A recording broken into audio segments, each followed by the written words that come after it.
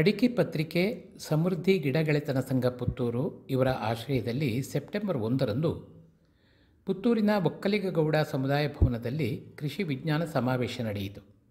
ನಿರೀಕ್ಷೆಗೂ ಮೀರಿ ರೈತ ಬಾಂಧವರು ಈ ಸಮಾವೇಶದಲ್ಲಿ ಪಾಲ್ಗೊಂಡು ಚಿಂತನ ಮಂಥನ ನಡೆಸಿದರು. ಅಡಿಕೆ ಪತ್ರಿಕೆಯ ಕಾರ್ಯನಿರ್ವಾಹಕ ಸಂಪಾದಕ ಶ್ರೀ ಪಡ್ರೆ ಅವರು ಕಾರ್ಯಕ್ರಮಕ್ಕೆ ಚಾಲನೆ ನೀಡುತ್ತಾ, ಇಂದು ಕೃಷಿ ಕ್ರಮ ಬದಲಾವಣೆ ಆಗಿದೆ, ಕೃಷಿ ವಿಸ್ತರಣಾ ಕಾರ್ಯಕ್ರಮದಲ್ಲೂ ಬದಲಾವಣೆಯ ಅಗತ್ಯ ಇದೆ. ಈ ಹಿನ್ನೆಲೆಯಲ್ಲಿ ಫಾರ್ಮ್ ಕ್ಲಿನಿಕ್ ಪರಿಕಲ್ಪನೆ ಹುಟ್ಟುಹಾಕುವಂತಹ ತೀರಾ ಅಗತ್ಯ ಇದೆ ಎಂದರು. ತಾವು ತಿಳಿದದ್ದನ್ನು ತಮಗೆ ಗೊತ್ತಿದ್ದ ಹಾಗೆ ಸಾದರಪಡಿಸುವುದೇ ಕೃಷಿ ವಿಸ್ತರಣೆ ಅಂತ ಕೃಷಿ ವಿಜ್ಞಾನ ರಂಗ ನಂಬಿದ ಹಾಗುಂಟು. ಇದರಲ್ಲಿ ಅಮೂಲಾಗ್ರವಾದ ಬದಲಾವಣೆ ಬೇಕಿದೆ. ಎರಡು ಬದಲಾವಣೆಗಳು ಮುಖ್ಯವಾಗಿ ನಾನು ಏನು ಹೇಳ್ತೀನಿ ಅಂದರೆ, ಒಂದು, ನಮ್ಮ ಹತ್ರ ಎರಡು ಥರದ ವಿಜ್ಞಾನ ಇದೆ. ಒಂದು ಲಿಖಿತ ವಿಜ್ಞಾನ, ಮತ್ತೊಂದು ಸ್ವಾನುಭವ ವಿಜ್ಞಾನ. ಇದೆರಡೂ ಬೇಕು. ತಿಳುವಳಿಕೆ ಕೇವಲ ಕೃಷಿ ವಿಜ್ಞಾನ ರಂಗದಿಂದ ಬರ್ತದೆ ಅಂತ ಹೇಳುವುದನ್ನು ಖಂಡಿತವಾಗಿ ಒಪ್ಪಲಿಕ್ಕೆ ಆಗೋದಿಲ್ಲ. ಈ ದೇಶದಲ್ಲಿ ಸಾಕಷ್ಟು ಪ್ರತಿಭಾವಂತ, ಅಂತಾರಾಷ್ಟ್ರೀಯ ಮಟ್ಟದಲ್ಲಿ ಖ್ಯಾತಿ ಗಳಿಸಬಲ್ಲಂಥ ಅದ್ಭುತ ಕೃಷಿಕರಿದ್ದಾರೆ. ವಿಶ್ವವಿದ್ಯಾನಿಲಯದಿಂದ, ಸಂಶೋಧನಾ ಕೇಂದ್ರದಿಂದ ಅವರು ಉಚಿತ, ರೈತರಿಗೆ ಇದು ಒಳ್ಳೆಯದು ಅಂತ ಅವರು ತಿಳ್ಕೊಂಡದ್ದನ್ನು ಹಂಚುವಂಥ ಕೃಷಿ ವಿಸ್ತರಣೆ ಒಂದು. ಎರಡನೇದು, ಕೃಷಿಕರಿಂದ ಕೃಷಿಕರಿಗೆ ಇನ್ಫಾರ್ಮಲ್ ಆಗಿ ನಡೆಯುವಂಥ ವಿಸ್ತರಣೆ. ಇದು ಬಹಳ ಉಪಯುಕ್ತವಾದ್ದು ಅಂತ ಹೇಳುವಂಥದ್ದು ಇಡೀ ಜಗತ್ತು ಒಪ್ಕೊಂಡಿದೆ. Farmer to farmer communication. ಮೂರನೆಯದು, ಈಗ ಸೋಷಿಯಲ್ ಮೀಡಿಯಾ ಏನು ಬಂದಿದೆ, ಈ ಸೋಷಿಯಲ್ ಮೀಡಿಯಾ ಬಂದ ಮೇಲೆ ಆಗಿರುವಂಥ ಒಂದು ವಿಸ್ತರಣೆ. ಈ ವಿಸ್ತರಣಾ ಕಾರ್ಯಕ್ರಮಗಳು ನಡೀಲಿ, ಅದರಷ್ಟಕ್ಕೆ ನಡೀತಾ ಹೋಗಲಿ, ಎಲ್ಲ ಕಡೆ ನಡೀಲಿ. ಜೊತೆಗೆ ಸೀಯಿಂಗ್ ಈಸ್ ಬಿಲೀವಿಂಗ್ ಅಂತ ಹೇಳ್ತಾರೆ. ಕಣ್ಣಾರೆ ನೋಡಿ ಏನು ಸಮಸ್ಯೆ ಇದೆ ಅಂತ ಅರ್ಥ ಮಾಡಿಕೊಂಡು ಅದಕ್ಕೆ ಒಂದು ಪರಿಹಾರ ಕೊಡುವಂಥ ಒಂದು ವ್ಯವಸ್ಥೆ ಬೇಕಾಗಿದೆ. ನಮ್ಮ ಕೃಷಿ ಕ್ರಮ ನಾವು ಕೆಲವು ಸರ್ತಿ ನಮ್ಗೆ ಗೋಚರ ಆಗೋದಿಲ್ಲ. ಒಂದು 10, 15, 20 ವರ್ಷಕ್ಕೆ ಹಿಂದೆ ಹೋಲಿಸಿ ನೋಡಿದರೆ ತುಂಬ ಬದಲಾವಣೆಗಳಾಗಿವೆ. ಅಡಿಕೆ ಮರದ ಬುಡಕ್ಕೆ ಗೊಬ್ಬರ ಹಾಕೋದ್ರಲ್ಲಿಂದ ಶುರು ಮಾಡಿಕೊಂಡು ಪೋಸ್ಟ್ ಹಾರ್ವೆಸ್ಟಿಂಗ್, ಕೊಯ್ಲು ಆದ ನಂತರದ ವ್ಯವಸ್ಥೆಗಳಲ್ಲಿ ತುಂಬ ಬದಲಾವಣೆ ಬಂದಿದೆ. ಇಷ್ಟೆಲ್ಲ ಬದಲಾವಣೆಗಳು ಬಂದ ಕಾರಣ ನಮ್ಮ ವಿಸ್ತರಣೆಯಲ್ಲಿ ಕೂಡ ಬದಲಾವಣೆ ಬೇಕಾಗಿದೆ.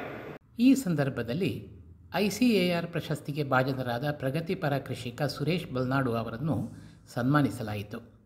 ಅಡಿಕೆ ಬೆಳೆಯಲ್ಲಿ ಕೀಟ ರೋಗಗಳ ನಿರ್ವಹಣೆ, ಸಮಸ್ಯಾತ್ಮಕ ತೋಟಗಳಲ್ಲಿ ಮಣ್ಣಿನ ನಿರ್ವಹಣೆಯ ಕುರಿತು ಮಾತನಾಡಿದವರು ಇಂದೋರಿನ Shri Siddhi agri company private limited ಇಲ್ಲಿಯ ತಜ್ಞರಾದ Peruvadi Narayana Bhat. If anything happens wrong in agriculture, no one can go right ಅಂತ ಸ್ವಾಮಿನಾಥನ್ ಅವರ ಒಂದು ಮಾತು. ಕೃಷಿ ತಪ್ಪಿದರೆ ಮತ್ತೆ ಯಾವುದು ಕೂಡ ಸರಿಯಾಗಿ ಹೋಗುವುದಿಲ್ಲ. ಯಾಕಂದರೆ ಕೃಷಿ ಅಷ್ಟು ಮಹತ್ವಪೂರ್ಣವಾದದ್ದು. ನಮ್ಮ ಬ್ರೆಡ್ ಬಟರ್ ಪ್ರತಿಯೊಂದು ಅದರಲ್ಲೇ ಇರುವಂಥದ್ದು, ಅದನ್ನೇ ಅವಲಂಬಿಸಿಕೊಂಡಿರುವಂಥದ್ದು. ಕೃಷಿ ಮಾಡುವಂಥದ್ದು ಇಲ್ಲಿ ಓಪನ್ ಫೀಲ್ಡಿನಲ್ಲಿ. ನಮಗೆ ಯಾವ ರೀತಿಯಲ್ಲಿ ರೋಗಗಳು ಋತುಮಾನಕ್ಕೆ ಅನುಗುಣವಾಗಿ ಬಾಧಿಸ್ತದೆ, ಅದೇ ರೀತಿಯಲ್ಲಿ ಬೆಳೆಗಳಿಗೆ ಕೂಡ, ಸಸ್ಯಗಳಿಗೆ ಕೂಡ ವಿಭಿನ್ನ ವಾತಾವರಣ ಕಂಡೀಷನ್ನಲ್ಲಿ ವಿಭಿನ್ನ ರೀತಿಯ ರೋಗಗಳು ಬರ್ತದೆ. ಅದೇ ರೀತಿ ಕೀಟಗಳು ಕೂಡ ಬರ್ತದೆ. ಇದನ್ನು ಒಂದು ಕಾರ್ಯರೂಪಕ್ಕೆ ತರುವುದಿದ್ದರೆ ಒಬ್ಬ ಕಾಮನ್ ಫಾರ್ಮರಿಗೆ ಅವರನ್ನು ಅವೇರ್ನೆಸ್ ಕ್ರಿಯೇಟ್ ಮಾಡಲಿಕ್ಕೆ ಏನು ಮಾಡಲಿಕ್ಕೆ ಸಾಧ್ಯ ಇದೆ ಎನ್ನುವಂಥ ರೀತಿಯಲ್ಲಿ ಇದು ಮಾಡಿದಾಗ ನಮ್ಮದೇ ಆದಂಥ ಒಂದು ಪ್ಯಾಕೇಜ್ ಆ್ಯಂಡ್ ಪ್ರಾಕ್ಟೀಸ್ ಇದೆ. ಶ್ರೀಕೃಷ್ಣಣ್ಣ ಹೇಳಿದಾಗೆ ಅಗ್ರಿಕಲ್ಚರ್ ಯೂನಿವರ್ಸಿಟಿ ರಿಸರ್ಚ್ ಸ್ಟೇಷನ್ ಅಲ್ಲಿ ನಡೆಯುವಂಥದ್ದು ನಡೀತಾ ಇರ್ತದೆ, ಇಂಡಸ್ಟ್ರಿಯಲ್ ಲೆವೆಲ್ಲಿ ನಡೀತಾ ಇರ್ತದೆ. ಅದೇ ರೀತಿ NGOಗಳು ಅವರ ರೀತಿಯಲ್ಲಿ ಮಾಡ್ತಾ ಇರ್ತಾರೆ. ಹಾಗೆ ನಮ್ಮ ಒಂದು ಸಂಸ್ಥೆ ಕೂಡ ಒಂದು ಪ್ಯಾಕೇಜ್ ಆ್ಯಂಡ್ ಪ್ರಾಕ್ಟೀಸನ್ನು ಡೆವಲಪ್ ಮಾಡಿದ್ದಾಗಿತ್ತು. ಅದರಲ್ಲಿ ನಮ್ಮ ಮುಖ್ಯ ಫೋಕಸ್ ಪ್ಲ್ಯಾಂಟ್ ಪರ್ಫಾರ್ಮೆನ್ಸ್.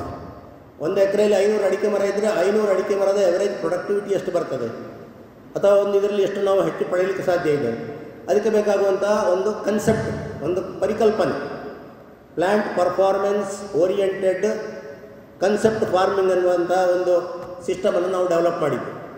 22 ಬೆಳೆಗಳ ಮೇಲೆ ಅದನ್ನು ನಾವು ಪ್ರಾಯೋಗಿಕವಾಗಿ ಮಾಡ್ತಾ ಇದ್ದೇವೆ. ನಮ್ಮಲ್ಲಿ ಮುಖ್ಯವಾಗಿ ನೋಡಿದರೆ ನಮ್ಮ ಹೆಡ್ ಕ್ವಾರ್ಟರ್ ಮಧ್ಯಪ್ರದೇಶ, ಸುತ್ತಮುತ್ತಲಿನ 4-5-6 ರಾಜ್ಯಗಳಲ್ಲಿ ನಾವು ಕೆಲಸ ಮಾಡ್ತಾ ಇದ್ದೇವೆ. ಒಂದು 125-130 ಮಂದಿಯ ಒಂದು ಟೀಮ್ ಇದೆ. ಅದರಲ್ಲಿ ಮಾರ್ಕೆಟಿಂಗ್ ಆ್ಯಂಡ್ ಎಕ್ಸ್ಟೆನ್ಷನಿಗೆ ಒಂದು 60 ಮಂದಿ ಇದ್ದಾರೆ. ನಮ್ಮದು ಪ್ರತಿ ವಾರ ಇದೇ ರೀತಿ ಸಂಡೇ ದಿವಸ ಈ ವಾರದಲ್ಲಿ ಏನು ಹೊಸತು ಕಂಡಿತು, ಅದನ್ನು ಸಮಸ್ಯೆಯನ್ನು ನಿವಾರಣೆ ಹೇಗೆ, ಈಗ ಕೂತು ನಾವು ಡಿಸ್ಕಸ್ ಮಾಡ್ತೇವೆ.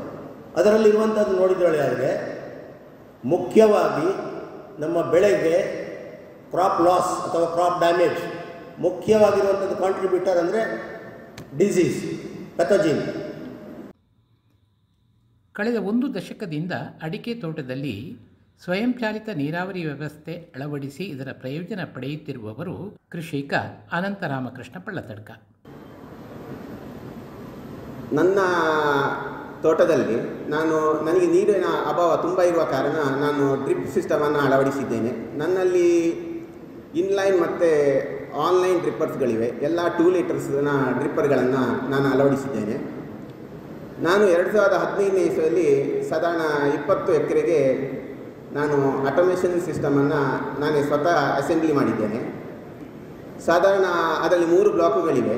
10 ಎಕರೆಯಲ್ಲಿಗೆ ನಾನು ಸಾಧಾರಣ 2015ರಲ್ಲಿ 75,000ವನ್ನು ಖರ್ಚು ಮಾಡಿದ್ದೇನೆ. ಮತ್ತು 6 ಬ್ಲಾಕ್ ತಲಾ 6 ಬ್ಲಾಕ್ ಇರುವ 2 ಬ್ಲಾಕ್ ಇರುವ 6 ಎಕರೆ ಜಾಗಕ್ಕೆ 35,000ವನ್ನು ಖರ್ಚು ಮಾಡಿದ್ದೇನೆ. ಇದರಲ್ಲಿ ನಾನು ಕೇರೈನ್ ಅಂತ ಹೇಳುವ USA ಬೇಸ್ಡ್ ಕಂಟ್ರೋಲನ್ನು ಯೂಸ್ ಮಾಡಿದ್ದೇನೆ. ಮತ್ತು ಆ್ಯಂಟಿರೋನೆಟ್ ಇರಿಗೇಷನ್ ಕೇಬಲನ್ನು ಯೂಸ್ ಮಾಡಿದ್ದೇನೆ. ಮತ್ತು ರೈನ್ಸ್ಪಾ ಅಂತ ಹೇಳುವ ಇಟಾಲಿಯನ್ ಸೊಲೈಡ್ ವಾಲನ್ನು ಉಪಯೋಗ ಮಾಡಿದ್ದೇನೆ. ಇದು ಬಹಳ ಚೆನ್ನಾಗಿ ಕೆಲಸ ಮಾಡ್ತಾ ಇದೆ. ನನಗೆ ಒಂದೇ ವರ್ಷದಲ್ಲಿ ಇದರ ಇನ್ವೆಸ್ಟ್ಮೆಂಟ್ ರಿಟರ್ನ್ ಬಂದಿದೆ. ಇದು ಈಗ 10 ವರ್ಷದಲ್ಲಿ ಯಾವುದೇ ಸಮಸ್ಯೆಗಳಿಲ್ಲದೆ ಅದು ಕಾರ್ಯನಿರ್ವಹಿಸ್ತಾ ಇದೆ. 2020ರಲ್ಲಿ ನಾನು ನನ್ನ 1 ಬ್ಲಾಕಿಗೆ ಜೈನ್ ಇರಿಗೇಷನ್ನ ಕಂಟ್ರೋಲನ್ನು ಯೂಸ್ ಮಾಡಿದ್ದೇನೆ. ಅದು ಕೂಡ ಬಹಳ ಚೆನ್ನಾಗಿ ಈಗ ಕೆಲಸ ಮಾಡ್ತಾ ಇದೆ. ಕಿಸಾನ್ ಆಗ್ರೋ ಪುತ್ತೂರು ಕೇಂದ್ರದ ಅಭಿಜಿತ್ ಅವರು ಸ್ವಯಂಚಾಲಿತ ನೀರಾವರಿ ವ್ಯವಸ್ಥೆಯ ಬಗ್ಗೆ ವಿವರಿಸಿದರು. ನಿಯಮಿತವಾಗಿ ನಿಧಾನವಾಗಿ ನೀರು ಕೊಟ್ಟರೆ ಅವುಗಳಿಗೆ ಎಲ್ಲವನ್ನು ಹೀರಿಕೊಳ್ಳಲಿಕ್ಕೆ ಸುಲಭವಾಗ್ತದೆ. ಅದು ನೀರಾವರಿ ಆಗಿರಲಿ, ಗೊಬ್ಬರ ಆಗಿರಲಿ. ಅದರ ಬಗ್ಗೆ ನಿಮಗೆಲ್ಲರಿಗೂ ಗೊತ್ತೇ ಇದೆ. ಆದರೂ ನಾವು ಡ್ರಿಪ್ ಇರಿಗೇಷನ್ ಮಾಡಿದ್ರು, ನೀರಾವರಿ ಉಳಿಸಲಿಕ್ಕೆ ಡ್ರಿಪ್ ಇರಿಗೇಷನ್ ಮಾಡಿದ್ರು, 24 ಗಂಟೆ ನೀರು ಕೊಟ್ಟು ಯಾವ ಪ್ರಯೋಜನ ಕೂಡ ಇಲ್ಲ. ಅದಕ್ಕೆ ಎಷ್ಟು ಬೇಕೋ ಅಷ್ಟೇ ನೀರು ಕೊಟ್ಟರೆ ಸಾಕಾಗ್ತದೆ. ಅದು ಒಂದೊಂದು ಪ್ರದೇಶಕ್ಕೆ ಒಂದೊಂದು ರೀತಿ ಇರ್ಬೋದು. ಕೆಲವು ಜಾಗದಲ್ಲಿ ಕೇವಲ 2 ರಿಂದ 4 ಲೀಟರ್ ನೀರಲ್ಲೇ ಅಡಿಕೆ ಗಿಡವನ್ನು ಬೆಳೆಸ್ಬೋದು. ಕೆಲವು ಜಾಗದಲ್ಲಿ 20 ರಿಂದ 24 ಲೀಟರ್ ಬೇಕಾಗ್ಬೋದು. ಅದು ಆಯಾಯ ಜಾಗಕ್ಕೆ ಹೊಂದಿಕೊಂಡಂತೆ, ಆಯಾಯ ಮಣ್ಣು ವಾತಾವರಣಕ್ಕೆ ಹೊಂದಿಕೊಂಡಂತೆ ಬೇರೆ ಬೇರೆ ರೀತಿ ಇರ್ತದೆ. ಹಾಗಾಗಿ ನೀವು ಸ್ಪ್ರಿಂಕ್ಲರ್ ಇರಿಗೇಷನ್ ಮಾಡಿದರೂ ಕೂಡ ನೀರಾವರಿಯನ್ನು ನಿಯಮಿತವಾಗಿ ಮಾಡಿದರೆ ಖಂಡಿತವಾಗಿ ಒಳ್ಳೆಯ ಫಸಲನ್ನು ಪಡೆಯಬಹುದು. ನೀರಾವರಿ ಸೈಕಲ್ ಹೆಚ್ಚು ಬೇಕು, ನೀರಾವರಿ ಕಡಿಮೆ ಇದ್ದಷ್ಟು ಒಳ್ಳೆಯದು. ನೀವು ವಾರಕ್ಕೆ ಒಂದೇ ದಿನ ನೀರು ಕೊಡುವುದರ ಬದಲು ವಾರಕ್ಕೆ ಡಿವೈಡ್ ಮಾಡಿ 2 ರಿಂದ 3 ಸೈಕಲ್ ಮಾಡಿದರೆ ಗಿಡಗಳಿಗೆ ಅದನ್ನು ಪಡೆದುಕೊಳ್ಳಲು ಸುಲಭವಾಗ್ತದೆ. ನೀವು ಗೊಬ್ಬರದ ನಿರ್ವಹಣೆ ಈಗ ಮಾಡಿರ್ತೀರಿ. ತುಂಬ ವರ್ಷಗಳ ಹಿಂದೆ ಗೊಬ್ಬರ ಹೇಗೆ ಕೊಡ್ತಾ ಇದ್ರು? ವರ್ಷಕ್ಕೆ 1 ಸಲ 2 ಸಲ ಕೊಡ್ತಾ ಇದ್ರು. ಈಗ ತುಂಬ ಟೆಕ್ನಾಲಜಿ ಬಂದಿದೆ. ಕೆಲಸದವರ ಸಮಸ್ಯೆ ಇದ್ದರೂ ಕೂಡ ನಾವು ನಿವಾರಿಸ್ತಾ ಇದ್ದೇವೆ ಬೇರೆ ಬೇರೆ ರೀತಿಗಳಲ್ಲಿ. ಗೊಬ್ಬರವನ್ನು ಕೂಡ ತಿಂಗಳಿಗೊಮ್ಮೆ 2 ತಿಂಗಳಿಗೊಮ್ಮೆ ಕೊಡುವ ಕಾಲ ಬಂದಿದೆ. ಅದೇ ರೀತಿ ನೀರಾವರಿ ವ್ಯವಸ್ಥೆ ಕೂಡ ಇರಬೇಕು ಅಂತೇಳಿ ನನ್ನ ಅಭಿಪ್ರಾಯ. ಆಟೋಮೇಷನ್ ಇನ್ ಇರಿಗೇಷನ್ ಅಂತ ಹೇಳಿದರೆ ನೀರಾವರಿ ವ್ಯವಸ್ಥೆಯಲ್ಲಿ ಸ್ವಯಂ ನಿಯಂತ್ರಣೆ. ಯಾವುದೇ ನಾವು ಗೇಟ್ ವಾಲ್ ಬಿಡಬೇಕಾಗಿ ಮಾಡಬೇಕಾಗಿಲ್ಲ. ಅದು ಸ್ವಯಂಚಾಲಿತವಾಗಿ ಆಗ್ತದೆ ಅಂತ ಹೇಳಿದರೆ ಎಷ್ಟು ಗಂಟೆಗೆ ನೀರಾವರಿ ಆಗಬೇಕು, ಯಾವ ವಾಲ್ವ್ ಎಷ್ಟು ಗಂಟೆ ವರ್ಕ್ ಆಗಬೇಕು, ಎಷ್ಟು ಹೊತ್ತು ನೀರಾವರಿ ಆಗಬೇಕು, ಯಾವ ತೋಟಕ್ಕೆ ಎಷ್ಟು ಬಾರಿ ನೀರಾವರಿ ಆಗಬೇಕು ಅಂತ ಹೇಳಿದರೆ ಕೆಲವು ತೋಟಗಳು ತುಂಬ ಬಿಸಿಲಿರ್ಬೋದು, ಕೆಲವು ಸಣ್ಣ ಗಿಡಗಳಿರ್ಬೋದು, ಕೆಲವು ಅಡಿಕೆ ಗಿಡಗಳಲ್ಲಿ ಕಾಳು ಮೆಣಸು ಇರ್ಬೋದು. ಆ ತೋಟಕ್ಕೆ ಸ್ವಲ್ಪ ಹೆಚ್ಚು ನೀರಾವರಿ ಕೊಡಬೇಕಾಗ್ತದೆ. ಹೆಚ್ಚಾಗಿ ನಾವು ದಿನಕ್ಕೆ 1 ಬಾರಿ ನೀರಾವರಿ ಕೊಡ್ತೇವೆ. ಆದರೂ ಆ ಸಣ್ಣ ಗಿಡಗಳಿಗೆ ತುಂಬ ಬಿಸಿಲಿರುವಾಗ 2 ಸಲ ನೀರಾವರಿ ಕೊಡಬೇಕು ಅಂತ ಹೇಳಿದರೆ 2-3 ಸಲ ನಾವು ತೋಟಕ್ಕೆ ಓಡಬೇಕಾಗಿಲ್ಲ. CPCRI ಬಿಟ್ಲದ ತೋಟಗಾರಿಕಾ ವಿಜ್ಞಾನಿ ಡಾಕ್ಟರ್ ಭವಿಷ್ಯ ಅವರು ಅಡಿಕೆ ಕೃಷಿಯಲ್ಲಿ ಪೋಷಕಾಂಶಗಳ ನಿರ್ವಹಣೆಯ ಬಗ್ಗೆ ಮಾಹಿತಿ ನೀಡುತ್ತಾ ಮಣ್ಣು ಪರೀಕ್ಷೆಯ ಮಹತ್ವವನ್ನು ಒತ್ತಿ ಹೇಳಿದರು. ಬೋರಾನ್ ಕಡಿಮೆ ಇದ್ದಂತಹ ತೋಟಗಳಲ್ಲಿ ಇದೇ ಕೊಳೆ ರೋಗ ಉಂಟು ಮಾಡುವಂತಹ ಪೈಟಾಪ್ತರದ ಹಾವಳಿ, ಅದರ ಬಹಳ ಮುಖ್ಯವಾಗಿ ಸುಳಿಕೊಳೆ ರೋಗ ಬರುವಂತಹ ಸಾಧ್ಯತೆಗಳು ಹೆಚ್ಚು ಅನ್ನುವಂಥದ್ದು. ಹಾಗಾಗಿ ಕೇವಲ ಸಿಂಪಡಣೆ ಬಗ್ಗೆ ನಾವು ಯೋಚನೆ ಮಾಡುವಂಥದ್ದಲ್ಲ, ಬಹಳ ಮುಖ್ಯವಾಗಿ ಪೋಷಕಾಂಶವನ್ನು ಸರಿಯಾಗಿ ನಿರ್ವಹಣೆ ಮಾಡಿಕೊಂಡ್ರೆ ಬಹಳಷ್ಟು ಸಮಸ್ಯೆಗಳನ್ನು ನಾವು ಬಗೆಹರಿಸಲಿಕ್ಕೆ ಸಾಧ್ಯತೆ ಇದೆ. ನೆಕ್ಸ್ಟ್, ಸಾಕಷ್ಟು ಸಂದರ್ಭದಲ್ಲಿ ಮಣ್ಣು ಪರೀಕ್ಷೆ ಮಾಡಬೇಕು. ಅದರ ಮುಖೇನವಾಗಿ ಪೋಷಕಾಂಶ ನಿರ್ವಹಣೆ ಮಾಡಬೇಕೆನ್ನುವುದರ ಬಗ್ಗೆ ಸಾಕಷ್ಟು ಜನರು ನಮ್ಮ ಹತ್ರ ಹೇಳ್ತಾರೆ. ಆದರೆ ಮಣ್ಣು ಪರೀಕ್ಷೆಗೆ ಮಣ್ಣು ಮಾದರಿಯನ್ನು ಸಂಗ್ರಹ ಮಾಡುವಲ್ಲಿ ಸಾಕಷ್ಟು ಜನರಿಗೆ ಸರಿಯಾದ ಮಾಹಿತಿ ಇಲ್ಲ. 4 ಮರದ ಮಧ್ಯದಲ್ಲಿ ಅಂದರೆ ತಟ್ಟಿನ ಭಾಗದಲ್ಲಿ ಮಣ್ಣು ಮಾದರಿಯನ್ನು ತೆಗೆದುಕೊಳ್ಬೇಕು ಅಥವಾ ಮರದ ಬುಡದಲ್ಲಿ ತಗೊಳ್ಬೇಕು ಎನ್ನುವಂಥದ್ದು ಗೊಂದಲ.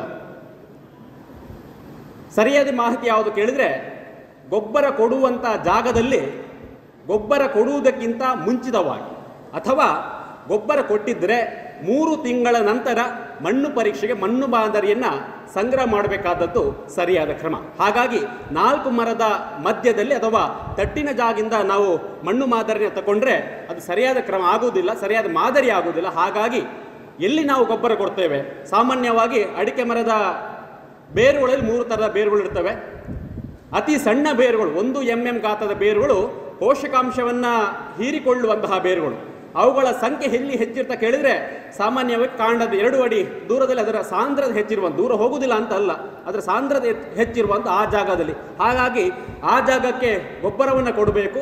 ಆ ಜಾಗದಲ್ಲಿ ಗೊಬ್ಬರ ಕೊಡುವುದಕ್ಕೆ ಮುಂಚಿತವಾಗಿ ಮಣ್ಣಿನ ಮಾದರಿಯನ್ನು ನಾವು ಸಂಗ್ರಹ ಮಾಡಬೇಕು. ಅಪರಾಹ್ನ ನಡೆದ ಸಂವಾದ ಕಾರ್ಯಕ್ರಮದಲ್ಲಿ ಸುರೇಶ್ ಬಲ್ನಾಡು, ವಿಷ್ಣು ಭಟ್ ಸಾಂದೀಪಿನಿ, TR ಸುರೇಶ್ ಚಂದ್ರ ತೊಟ್ಟೆತೋಡಿ, ಅಜಿತ್ ಪ್ರಸಾದ್ ರೈ, ಅರವಿಂದ್ ಭಟ್ ಮುಳ್ಳಂಕೊಚ್ಚಿ, ಗಣಪತಿ ಭಟ್ ಕೋಮಳೆ ಮೊದಲಾದವರು ಭಾಗವಹಿಸಿ ತಮ್ಮ ಅನುಭವ ಹಂಚಿಕೊಂಡರು.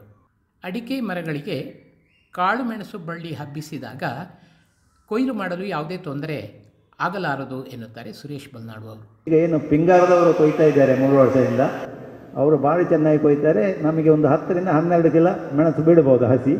ಒಂದೇ ಒಂದು ಬಳ್ಳಿ ಇಡೀ ಜಾರಿ ಹೋಗಲಿಲ್ಲ, ಸ್ವಲ್ಪ ತುದಿ ಹೋಗ್ತದೆ.